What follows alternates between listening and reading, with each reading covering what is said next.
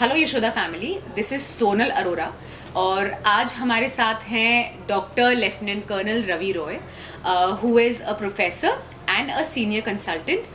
Sir हमारे ENT department को head कर रहे हैं। तो sir, first of all I would like to welcome you. Thank you so much that आपने ये प्रेशियस टाइम दिया। ऐसे बहुत सारे लोग हैं सर जो बहुत जनरल बेसिक क्वेश्चंस हमेशा ईएनटी डिपार्टमेंट से रिलेटेड हम लोगों से पूछते रहते हैं, जैसा कि हम यशोदा के 3 हॉस्पिटल्स डेडिकेटेड, ये भी कैंसर इंस्टीट्यूट है जहाँ हम बैठे हैं, नेहरू नगर हमारा अलग, वसुंधरा हमारा सुपर स्पेशलिटी, सारे हॉस्पिटल्स। तो सर बहुत जनरल क्वेश्चंस, ईएनटी के बचपन से हमने हमेशा ये सुना है कि हमेशा से सब कहते थे कि अपने गले का ध्यान रखो और आइज़ का ध्यान रखो, फ़ोन मत यूज़ करो, टीवी मत देखो। सो बचपन से मुझे ऐसा लगता है कि ईएनटी से रिलेटेड बहुत ज़्यादा चीज़ें होती हैं जो सब हमारे को बहुत छोटी छोटी चीज़ों में ज्ञान देते हैं। बट आज मैं आपसे जानना चाहती हूँ सबसे पहले सर, एक्चुअली कि क्या चीज़ें सही हैं, and I want to know कि कब वो टाइम होता है जब हमें एक ईएनटी डॉक्टर से मिलना चाहिए या उन्हें विजिट करना चाहिए। देखिए, ये बहुत ही बेसिक वेरी इंपॉर्टेंट क्वेश्चन। इसमें मैं जो ईएनटी कहते हैं, ये ईएनटी का मतलब होता है ईयर नोज थ्रोट। बहुत लोगों को मिसकॉन्सेप्ट रहती है कि आई भी जो है ईएनटी का पार्ट है, जो कि मैं बताना चाहता हूँ कि ईएनटी मतलब होता है ईयर नोज थ्रोट से संबंधित जो प्रॉब्लम होती है उसके लिए ईएनटी स्पेशलिस्ट केटर करता है। अब आम तौर पे जैसे सर्दी ज़ुकाम होना, नाक बहना, कान बहना, गले में दर्द होना, ये सारी कॉमन प्रॉब्लम्स जो होती है वो ईएनटी कवर करती है। गले में किसी प्रकार का ट्यूमर होना या ग्रोथ बढ़ जाना, कभी कभी ऐसा भी होता है कि साइनस और नाक संबंधित ट्यूमर्स जो होते हैं, कान संबंधित ट्यूमर्स, तो इन सब चीज़ों को जो है ईएनटी देखता है। वो तो एडवांस हुआ, पर बेसिक ये समझना है हमारे दर्शकों को कि जो ईएनटी का मतलब होता है ईयर नोज थ्रोट, और इससे संबंधित कोई भी प्रॉब्लम है उसके लिए ईएनटी स्पेशलिस्ट केटर करते हैं। ओके, सो सर क्या ऐसे छोटे छोटे सिम्टम्स हैं या बहुत कॉमन ऐसे क्या इश्यूज हैं जो बहुत ज़्यादा आपको डे टू डे बेसिस पे पेशेंट्स में देखने को मिलते हैं? हाँ, अब जैसे कि अगर कान से शुरू करते हैं, क्योंकि ईयर पहले आता है। कान में जैसे कान बहने की प्रॉब्लम, कान से सुनना कम हो जाना या कान में दर्द होना, ये सारी चीज़ों के लिए जो है पेशेंट्स आम तौर पे हमारे पास आते हैं और अवश्य आना चाहिए, और इसको ओवर द काउंटर कोई ट्रीटमेंट नहीं लीजिए। दूसरा चीज़ होता है नाक संबंधित प्रॉब्लम, नाक बंद हो जाना, नाक बहना, सर दर्द होना, कभी कभी फेशियल पेन और सर दर्द जो होता है साइनस के इन्फेक्शन या इन्फ्लेमेशन की वजह से भी होती है। तो इसमें जो है हम ईएनटी स्पेशलिस्ट इसको देखते हैं। और गले में जैसे बच्चों में टॉन्सिल्स, एडिनॉइड की प्रॉब्लम, स्नोरिंग का प्रॉब्लम, बच्चों में मुंह से सांस लेना, ये कॉमन तरह से जो है बच्चों में बहुत ही कॉमन चीज़ है। इसके लिए ईएनटी स्पेशलिस्ट केटर करता है। और फेरेंजाइटिस, गले ख़राब हो जाना, टॉन्सिल्स की प्रॉब्लम, तो मोटा मोटी तौर पे ये सारी प्रॉब्लम्स के साथ हमारे पास कॉमनली जो आते हैं। लो सर, एक चीज़ और जो पर्सनली मेरा भी एक बहुत इंपॉर्टेंट क्वेश्चन है। सब बचपन से कभी भी जैसे हमारे अगर ईयर्स में या नोज़ में या थ्रोट में कुछ भी हल्का सा इन्फेक्शन हो रहा है, पेन हो रहा है, तो हम लोग क्या करते हैं, हमें पता है कि ये एक बेसिक मेडिसिन है, मुझे पता है ये मेडिसिन मैं बहुत सालों से लेती आ रही हूँ। So what we do is हम लोग जनरली डॉक्टर्स के पास नहीं जाते, हाँ। किसी स्पेशलिस्ट को कंसल्ट नहीं करते हैं, क्योंकि अब हम हॉस्पिटल हेल्थ केयर में हैं तो समझने लग गए हैं चीज़ों को। But I want to understand कि क्या हम खुद से ऐसे कोई भी मेडिसिन, एंटीबायोटिक ले सकते हैं या एक स्पेशलिस्ट की ज़रूरत होती है? देखिए, ये बहुत ही जेन्युइन क्वेश्चन है और मैं इसको फिर स्पष्ट करना चाहता हूँ। क्या होता है ना कि हम अपने भागदौड़ की ज़िंदगी में इतने व्यस्त होते हैं कि हमारे पास टाइम निकालना मुश्किल हो जाता है, और हम ओवर द काउंटर फार्मासिस्ट के पास जाते हैं और कोई भी अनप्रिस्क्राइब्ड ड्रग जो है हम लेते हैं। ये कतई ही मैं सलाह नहीं दूंगा इस तरह का कि कोई काम करे। अगर कोई प्रॉब्लम है, अवश्य स्पेशलिस्ट को दिखाएं और इसका सही तरीके से इलाज कराएं। क्योंकि क्या होता है कि इनिशियल स्टेज में जो बीमारी पकड़ के आए और उसका सही इलाज हो तो उसका रिकवरी भी फास्टर होता है, और उससे प्रॉब्लम्स भी अर्ली टाइम डिटेक्ट होकर के उसका निदान हो जाता है। हम क्या करते हैं, ओवर द काउंटर ड्रग्स लिया, दवाई खाते रहे, और जब बिगड़ गई हालात तब हम डॉक्टर के पास आते हैं। तो मेरा तो कतई ये स्ट्रिक्ट सलाह होगा, कोई भी चीज़ डायरेक्टली फार्मासिस्ट के पास से जा करके तुरंत दवाई ना लें। कंसर्न स्पेशलिस्ट को दिखाएं और सही तरीके से इलाज होना चाहिए। बिल्कुल सर। सर एक चीज़ और, जैसे कि आजकल ये हम लोगों की बहुत ज़्यादा प्रॉब्लम है, ये मैं पर्सनली भी I feel sorry for this, कि हमेशा ईयरपॉड्स, हमेशा वायरलेस ब्लूटूथ हमारे पास कनेक्टेड होते हैं। ये यूथ में, बच्चों में, बड़ों में, for that matter including my mother, मैं देखती हूँ ये एक हैबिट बन चुकी है हम सभी की। तो सर इसका क्या इम्पैक्ट होता है? देखिए, मैं तो ये नहीं कहूँगा कि भाग दौड़ की ज़िंदगी में ये भी एक इम्पॉर्टेंट पार्ट हो गया हमारे रोज़मर्रा की ज़िंदगी में, हमारे कामकाज में। बट इतना ज़रूर सलाह दूंगा कि अब आजकल गुड क्वालिटी जो है ईयर प्लग्स आते हैं या ब्लूटूथ आते हैं, उसका इस्तेमाल करें। इसमें सॉफ्ट मोल्ड्स आते हैं जो कि लंबे समय के लिए यूज़ करने पे कान में दर्द हो सकता है। डू बी वेरी स्पेसिफिक जिस तरह के ईयरपॉड्स या ब्लूटूथ आप इस्तेमाल करते हैं। एवॉइड करें, अगर आपको ब्लूटूथ से ज़्यादा अच्छा हेडफोन हो उसका इस्तेमाल करें। लंबे समय के लिए प्रयोग ना करें, ये तो मैं सलाह दूंगा।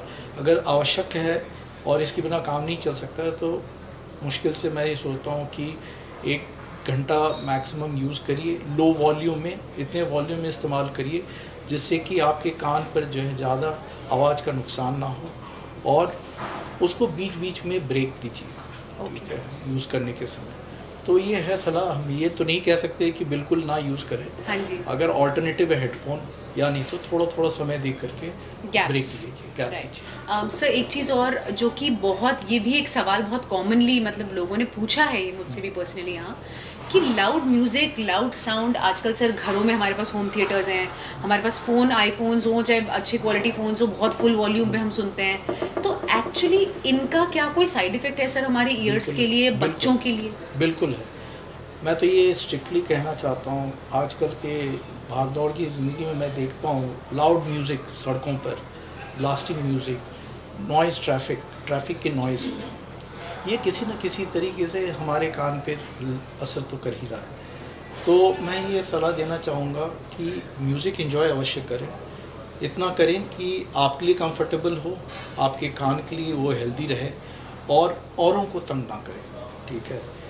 कोशिश करें कि शोरगुल के माहौल से जितना दूर रह सकते हैं उतना अच्छा है। हम ये नहीं कहते कि म्यूज़िक ना एंजॉय करें, म्यूज़िक का मतलब नहीं होता वॉल्यूम से, म्यूज़िक को एंजॉय करने का बहुत तरीका होता है। तो डेफिनेटली मैं कहूँगा कान को शोरगुल के माहौल, चाहे वो आपका म्यूज़िक हो या बाहर की ट्रैफिक की नॉइज़ हो, ये सब चीज़ से जितना, पटाखे के, क्रैकर्स की नॉइज़, ये सारी चीज़ें कहीं ना कहीं लंबे समय से असर करते हैं हमारे कान को, और इससे जितना आप बच सकें उतना अच्छा है। राइट। सर एक चीज़ और जो बहुत ट्रेडिशनली हमने हमेशा सुनी है, क्योंकि आज आई वांटेड दैट ये जो सेशन है ये हमारा बहुत बेसिक चीज़ों का हो जो सुनते आ रहे हैं। जैसे बचपन से सर हमने हमेशा सुना है कि कानों में कुछ प्रॉब्लम हो रही है, ऑयलिंग कर लो, ईयरबड्स का यूज़ कर लो। तो क्या ये सही है सर, या इसका कोई गलत इम्पैक्ट है? मैं ये कहना चाहता, पहली बात तो ईयरबड्स जो हम कहते हैं वो ईयरबड्स एक्चुअली ईयर के लिए नहीं होते हैं, ठीक है। और आम तौर पे मैं बहुत सारे पेशेंट को सुनता हूँ, वो बोलते हैं मैं तो रोज़ाना अपना कान जो है ईयरबड से साफ़ करता हूँ। सेल्फ क्लीनिंग जो कहते हैं ईयर का, वो मैं सलाह नहीं दूंगा। ईयरबड्स पहली बात तो ईयर के लिए नहीं होते हैं, ठीक है। और दूसरी बात क्या होता है कि हम जब सेल्फ क्लीनिंग करते हैं, इससे 2 चीज़ें हो सकती है कि कभी कभी जो वैक्स है वो और हम अंदर की तरफ पुश कर सकते हैं, जो एक्यूमुलेट होकर के इम्पैक्टेड वैक्स बन सकता है। दूसरी बात क्या, बहुत लोगों को आदत होती है कान में खुजली हुई तो पेंसिल उठा लिया, नोच लिया, इससे कान के पर्दे में चोट लग सकती है, कान के नली में चोट लग सकती है और इन्फेक्शन हो सकता है। तो बिल्कुल मैं नहीं सलाह दूंगा इस चीज़ के लिए। जहाँ तक रहा अगर कोई किसी तरह प्रकार का प्रॉब्लम है, मैंने तो ऐसे भी सुना है कि किसी व्यक्ति ने कान में गर्म तेल डाल दिया, उससे जो है परमानेंट हियरिंग प्रॉब्लम हो गई।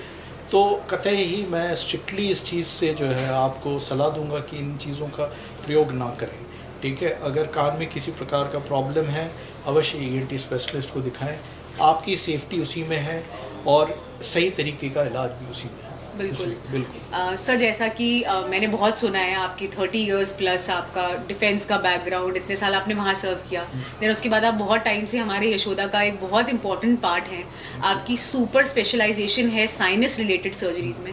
सो सर मैं आपसे ये जानना चाहती हूँ कि साइनस का भी हमने ये इशू बहुत मेजरली देखा है, बहुत लोगों को है, तो सर क्या इसका सोल्यूशन सिर्फ सर्जरी है या कुछ और? अभी जो प्रदूषण जैसे जैसे बढ़ता जा रहा है, अब क्या हो रहा है कि इसके कारण जो नाक और साइनस होता है, ये पहला एरिया होता है जो कि इसका ब्लंट झेलता है।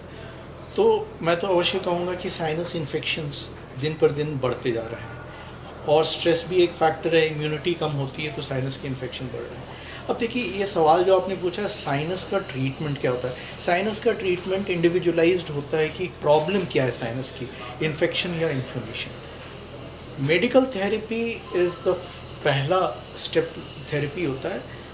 सर्जरी जो होता है वो प्राइमरीली इसलिए होती है कि अगर मेडिकल थेरेपी से रिस्पांस ठीक नहीं है, एडिक्वेट नहीं है, साइनसेस तक दवाई नहीं पहुंच रही है, तो हम साइनस एंडोस्कोपिक साइनस सर्जरी करते हैं, जिसकी पेटेंसी बढ़ाते हैं ताकि दवाई का जो है इफेक्ट लोकली साइनस में पहुंचे। और देखिए, अगर साइनस का इन्फेक्शन हो और इसको आप अब नज़रअंदाज करें तो यहाँ से इन्फेक्शन जो है आँख में और दिमाग में भी जा सकती है। तो बिल्कुल मैं ये कहूँगा कि इस चीज़ पर जो है नज़रअंदाज नहीं करिए।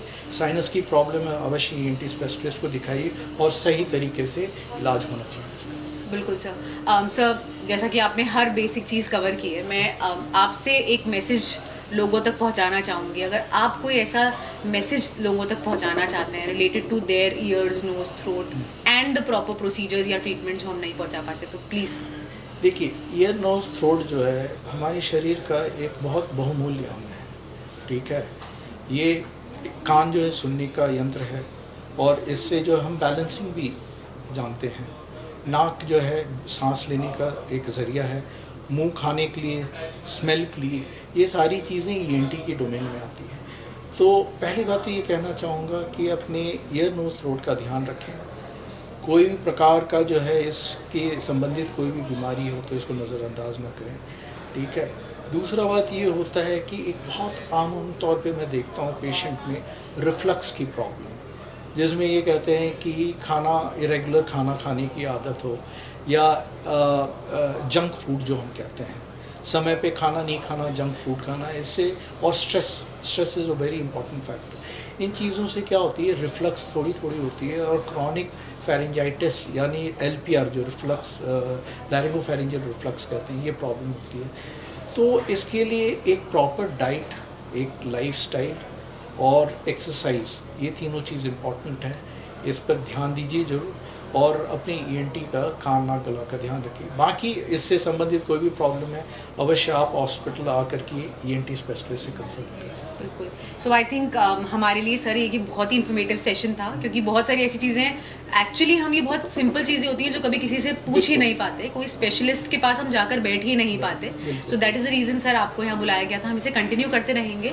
एंड मेरा मैसेज ये आप सभी को है कि हमारे यशोदा हेल्थ केयर में हमारे पास डॉक्टर रवि रॉय हमेशा है, ऑल द वीकडेज 9 to 5। सो अगर किसी को भी कोई भी ऐसी प्रॉब्लम है, सो आप आकर सर से कंसल्ट कर सकते हैं। इस वीडियो को ज़्यादा से ज़्यादा स्प्रेड कीजिए, ताकि लोग उन बेसिक, जैसे ईयर, नोज, थ्रोट, हमारे इतने इम्पॉर्टेंट पार्ट हैं बॉडी के, जिनको निगलेक्ट करने में हमें आगे बहुत सारे इश्यूज फेस करने पड़ते हैं, और एक रूटीन लाइफस्टाइल में मेजर डिसरप्शंस आते हैं। सो आई थिंक हम अगर इस पे फोकस करेंगे तो we'll stay healthy, stay happy, stay healthy. Thank you sir. Stay healthy, stay safe. Thank you.